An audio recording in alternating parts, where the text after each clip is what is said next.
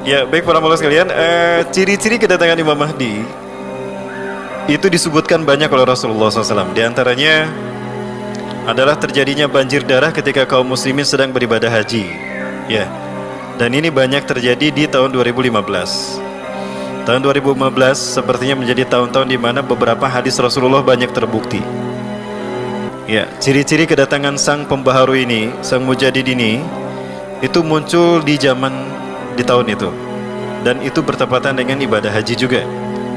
Yang pertama, terjadinya banjir darah di Masjidil Haram. Kita pernah menyaksikan ya, ada banjir darah di Masjidil Haram. Mau kita lihat lagi? Jangan, ngeri ya. Yang kedua, kata Rasulullah juga akan terjadinya blood moon. Ya, blood moon, bulan berdarah. Dan itu pas ketika peristiwa ibadah haji, sehingga Imam Masjidil Haram saat itu mengatakan bahwa ini adalah isyarat kalau Imam Mahdi akan segera datang ya.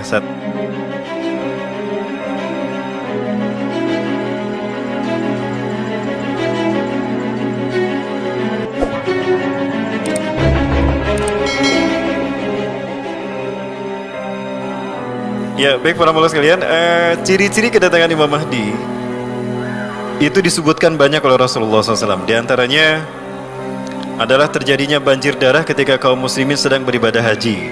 Ya, dan ini banyak terjadi di tahun 2015. Tahun 2015 sepertinya menjadi tahun-tahun di mana beberapa hadis Rasulullah banyak terbukti. Ya, ciri-ciri kedatangan sang pembaharu ini, sang mujadid ini, itu muncul di tahun itu, dan itu bertepatan dengan ibadah haji juga. Yang pertama, terjadinya banjir darah di Masjidil Haram. Kita pernah menyaksikan ya, ada banjir darah di Masjidil Haram. Mau kita lihat lagi? Jangan, ngeri ya. Yang kedua, kata Rasulullah juga akan terjadinya blood moon. Ya, blood moon, bulan berdarah. Dan itu pas ketika peristiwa ibadah haji, sehingga Imam Masjidil Haram saat itu mengatakan bahwa ini adalah isyarat kalau Imam Mahdi akan segera datang ya. Saat itu sampai dibahas demikian. Pada tanggal 28 September tahun 2015, ini pengamatan di beberapa negara Eropa plus di Mekah, terjadinya peristiwa bulan berdarah. Salah satu dari jamaah kami yang pada tahun itu berada di Tanah Suci Mekah ketika berada ibadah haji, beliau menceritakan bahwa saat itu kemudian diadakan sholat gerhana, ya, gerhana bulan berdarah ini. Kemudian ceramahlah Syekh dari Masjidil Haram ini, bahwa ini adalah pertanda bahwa Imam Mahdi telah ada di tengah-tengah umat manusia.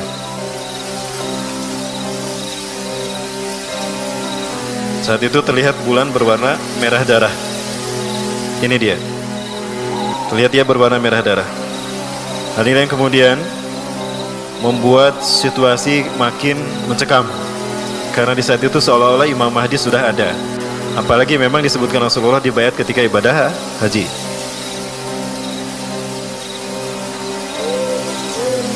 Itu tanda yang kedua, para Allah.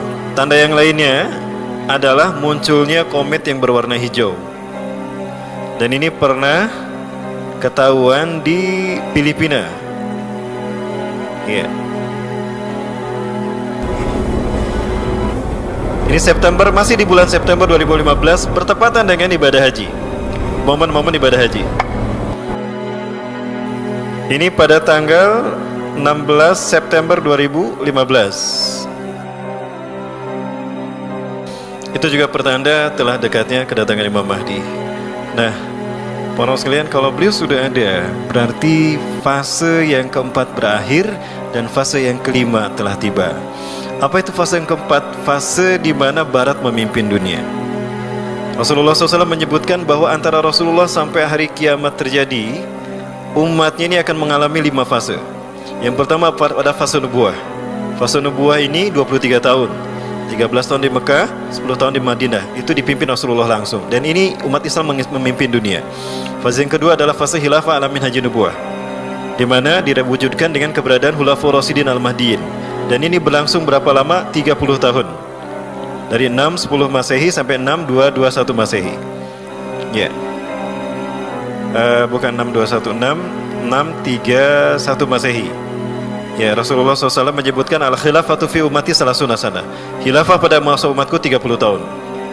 Kemudian summa takunu mulkan adhan. Kemudian akan muncul sistem kerajaan yang turun-temurun. Artinya kekuasaan berpindah dari keturunan dari ayah kepada anak terus sampai kepada penguasa yang terakhir. Dan ini diwujudkan dengan keberadaan dinasti-dinasti Islam mulai dari dinasti Umayyah sampai Turki Utsmani. Karena mereka masih berpegang teguh pada Quran dan Sunnah, maka ini berlangsung selama 1262 tahun. Allah berikan kekuasaan panjang pada mereka karena mereka masih berpegang pada Quran dan Sunnah. Dan ini berakhir di tahun 1924 dengan dibubarkannya Turki, diruntuhkannya Turki oleh sekutu di bawah pimpinan Inggris. Dan fase yang keempat adalah fase Mulkan Jabariyah, di mana kita berada hari ini. Dan kita berada di saat-saat terakhir dari fase ini. Karena fase ini perkiraan saya hanya akan terjadi selama 100 tahun. Artinya akan berakhir di tahun 2024. Berapa tahun lagi? 7 tahun lagi. Kenapa saya yakin 100 tahun fase ini berlangsungnya dan 7 tahun lagi? Karena Rasulullah SAW menyebutkan terkait dengan Imam Mahdi juga. Ya, dalam sebuah hadisnya sama, di dalam kitab Al-Nihayah fil Fitan wal Malahim, Al-Hafiz Imam Ibnu Katsir mengatakan, Inna Allah yab'asu min hadhil ummah ala ra'si kulli mi'ati sanah mayyujadidul hadinah. Sesungguhnya Allah akan membangkitkan dari umatku ini setiap 100 tahun sekali seseorang yang akan membuat Islam ini zohir, tegak di muka bumi. Islam akan bersih dari paham-paham sesat dan umat Islam akan berkuasa di seluruh dunia. Berapa tahun sekali? 100 tahun sekali. Abad kejayaan Islam sebelum kita Turki Utsmani, dan itu berakhir di tahun 1924. Maka 100 tahun kemudian 2024. Berapa tahun lagi? 7 tahun lagi. Sekali lagi penuh sekalian, 7 tahun bukan waktu yang singkat, bukan waktu yang lama, singkat bagi kita. Nah, apalagi Rasulullah SAW menyebutkan bahwa setelah Imam Mahdi dibaiat kemudian beliau memimpin sholat berjamaah subuh, maka beliau kemudian akan memimpin pasukannya tadi kaum muslimin perang, melaksanakan perang yang pertama. Dan perang pertama bukan melawan Israel, bukan melawan Romawi, bukan mengambil alih Konstantinopel kembali, bukan. Justru perang melawan pemimpin-pemimpin bangsa Arab. Ada kaitannya pula dengan diembargonya Qatar oleh negara-negara Arab. Ternyata yang akan diperangi pertama kali adalah raja-raja Arab. Hari ini Turki sedang sibuk melaksanakan latihan perang bersama Qatar. Dan Rasulullah SAW juga menyebutkan Turki akan diserang oleh 80 bendera dari Bani Rom.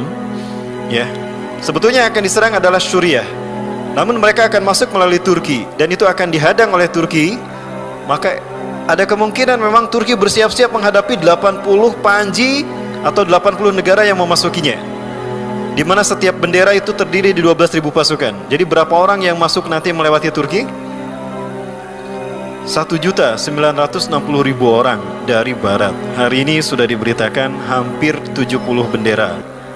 Berarti tinggal 10 bendera lagi hamba Allah untuk memasuki Suriah. Jangan dikira Suriah sekarang diam, padahal akan terus berlangsung. Perang Armageddon atau Al-Malhamatul Kubra, orang-orang mengira dalam waktu singkat terjadi begitu saja, begitu tidak terdengar lagi selesai. Ternyata itu masih berlangsung, justru mencapai puncaknya. Sehingga digambarkan para mujahidin mereka menyandarkan pedang mereka dan menyimpan pedang mereka di tempat-tempat di mana mereka menyimpannya.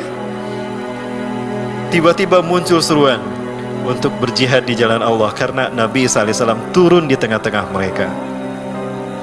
Nah, turunnya Nabi Isa pun nampaknya telah dekat, karena tempat di mana Nabi Isa akan turun pun sudah banyak dikepung oleh pasukan-pasukan Rusia dan Suriah. Di mana itu? Di Aleppo, Bapak Ibu. Ini alasan kenapa Aleppo dihancurkan menurut saya. Karena di Aleppo ini sudah diketahui bahwa Nabi Isa akan turun di sana.